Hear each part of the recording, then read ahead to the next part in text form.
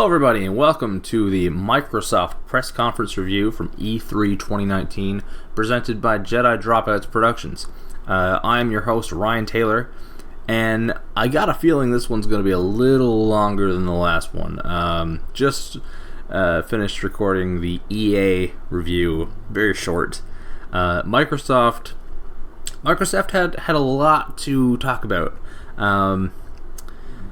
So I shouldn't waste any more time. I'm going to get right into it. Let's see.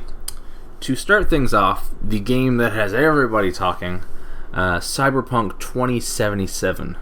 We got a good look at this game. We got a release date, April 16th, 2020. Next winter to spring, looks like it's going to be a very busy time.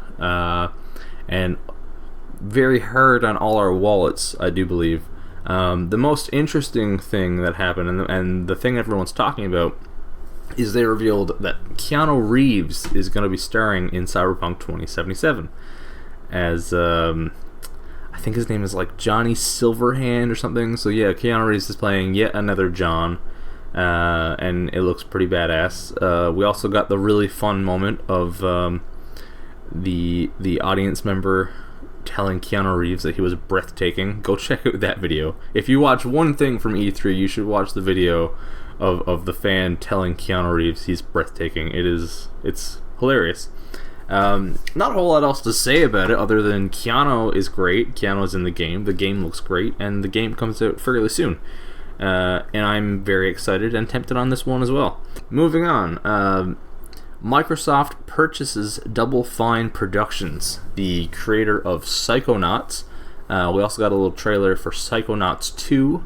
I've never really played any Psychonauts, but it looks pretty fun. And that's a pretty big acquisition by Microsoft there. Phantasy Star Online 2 is finally coming to the West. Xbox One and PC. Now, I'm not sure if it's exclusively to Xbox One and PC. They didn't really specify. That's a free-to-play game coming in spring of 2020. I don't know much about that series, but I do believe there is quite a fan base there. Surprisingly, Xbox made a reveal about the Tales series, which I didn't expect at all. Tales of Arise is the new entry in that series. That is coming in 2020, coming to PC and Xbox, and it's definitely not just to PC and Xbox. That one I'm sure of. We got a reveal for Microsoft Flight Simulator. I have absolutely nothing to say about that other than, okay, sure.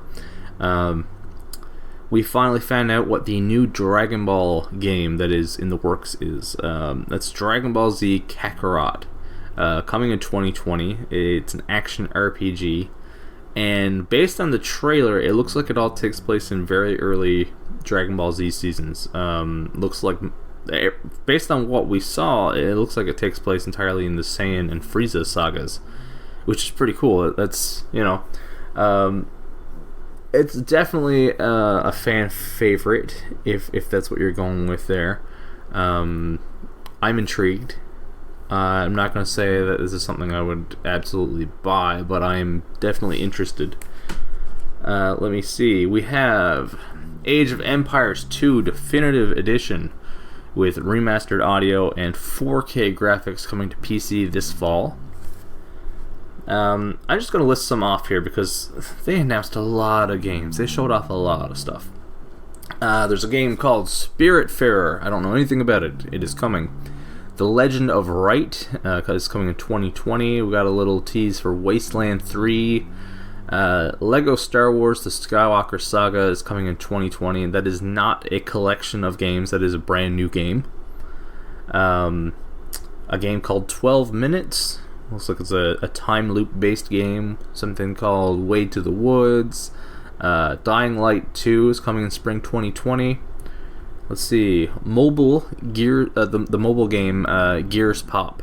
It's a combination of Funko Pop and Gears of War. It's coming to mobile devices at some point. We got a little teaser for that. State of Decay Heartland is out now.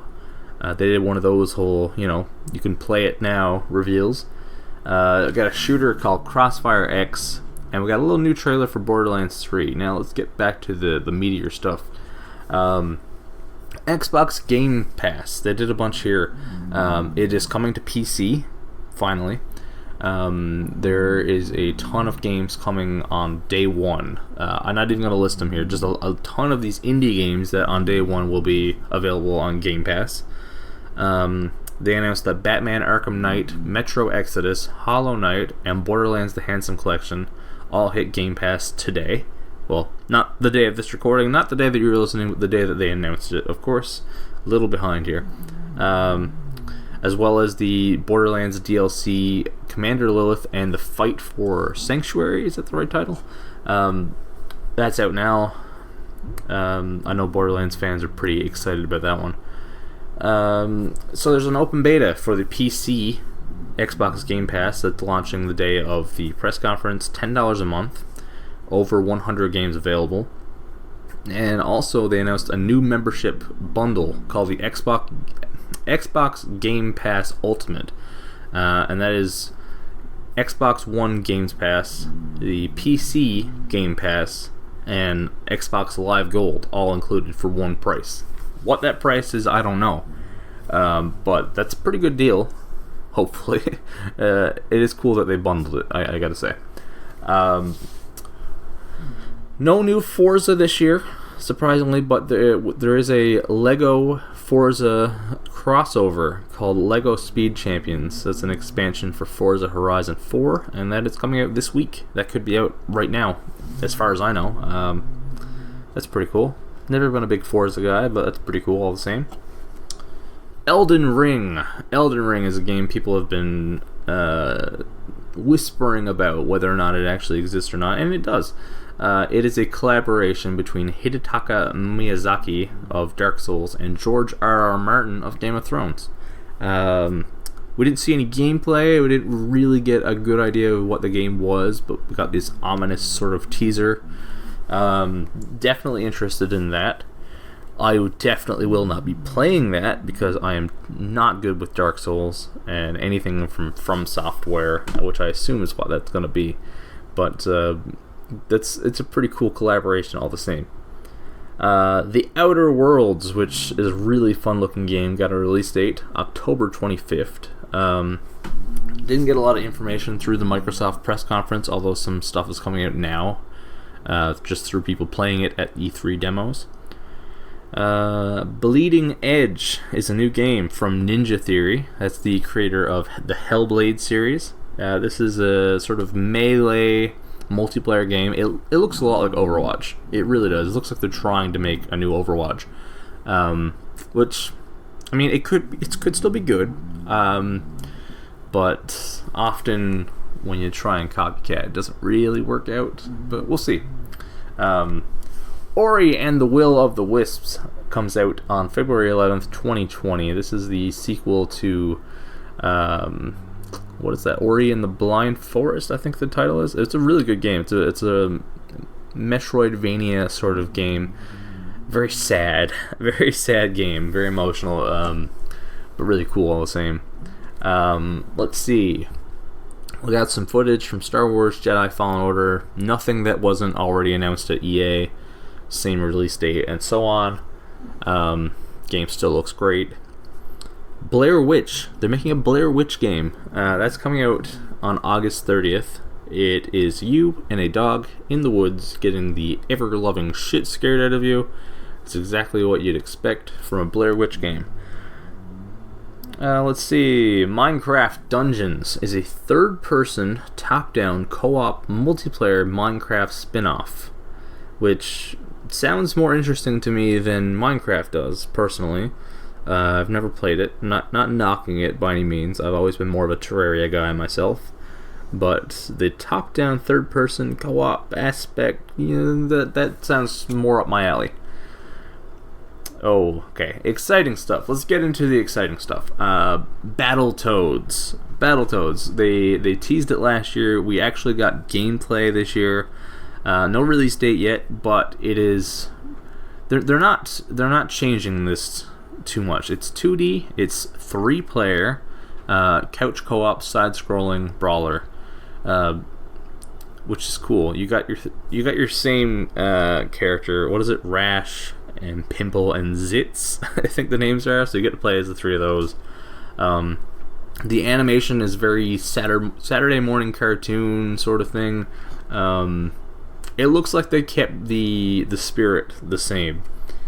I think I'll play that. I think I will. I don't know how far I'll get. The trailer showed what looks to be a very similar difficulty to the original. If you've played it, you know what I mean. Gears 5, which is the official title. They're not calling it Gears of War 5, even though it is Gears of War 5. They're calling it Gears 5. I don't really know why. That's coming out September 10th. That's pretty soon. We didn't get a whole lot of gameplay or anything. We got a little bit. And we got Terminator Dark Fate crossover character pack is coming to Gears 5, which is interesting. There's not really much to say about that. Xbox is introducing console streaming, aka remote play. That's what we all know it as. You can play your games anywhere. They haven't specified what anywhere means, but it seems like it's going to be on your PC or mobile device, I guess. And that's coming this October, so I guess we'll find out more about that when it comes. They announced the Elite Controller Series 2. It has an internal battery with up to 40 hours of gameplay on a single charge, which is pretty impressive. Has its own charging dock, and it has Bluetooth capabilities. It just sounds like a more advanced version of the Elite controller. Sounds like it's going to be expensive, because the first one was expensive, so I would imagine this is going to be more. So, and lastly, of course, they announced the new Xbox. Project Scarlet is the actual title on this. 2020 holiday season, so that's coming soon. The next gen is closer than we thought. Halo Infinite is going to be a launch title for that. Big emphasis on reducing load times. Is 4 times more powerful than Xbox One X. Not just the Xbox One, the Xbox One X. It is 4 times more powerful than that. It's going to run at an 8K resolution and 120 frames per second. Now, that all sounds really impressive. We haven't seen what Sony's up to yet. I would imagine, just like the last gen, it's going to be very similar specs. And yeah, that's it. That is the whole truckload of stuff that Microsoft announced. At first, I felt a little underwhelmed by it all, but then I looked back at last year, and they really followed through on most of the teases from last year, which I thought was pretty cool. They didn't just leave strands hanging. They followed up with gameplay, with release dates, and so on. So I think I'm gonna score that. If you haven't listened to a Jedi Dropouts episode before, we like to score things on the good pizza scale. That's out of 8 slices. So I think I'm gonna go with a 7. I know it's a little high. Somewhere between 6 and a crust and 7 slices for this one. It was good. I gotta say, they emphasis on games. They took all the criticism of their past E3 conferences and they made the changes where they needed to. We got actual gameplay, we got solid release dates, we got actual exclusive games. Yeah, I gotta say, good job to Microsoft and Xbox on this one. And that is it for the Microsoft 2019 E3 press conference review from Jedi Dropouts Productions.